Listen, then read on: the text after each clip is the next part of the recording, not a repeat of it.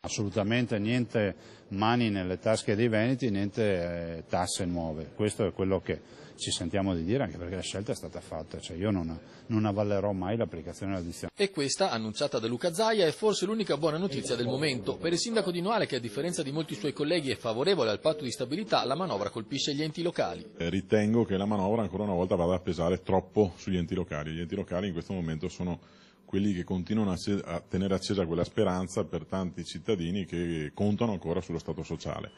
E purtroppo dovremmo cominciare a rivedere anche le cifre per l'anno prossimo, se non per quest'anno stesso. Per Celeghin si dovrebbe intervenire in altre direzioni. La responsabilità di tutti, però una lotta agli sprechi e in particolare, ripeto, a quegli enti che in questo momento hanno funzioni residuali o marginali deve essere fatta in maniera più incisiva.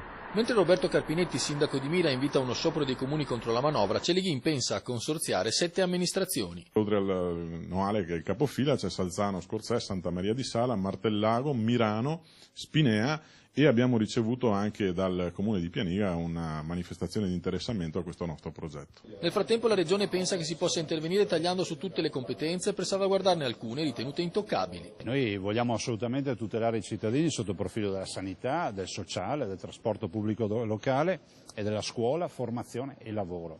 Questi sono i pilastri fondamentali che verranno assolutamente salvaguardati, questa è la nostra filosofia.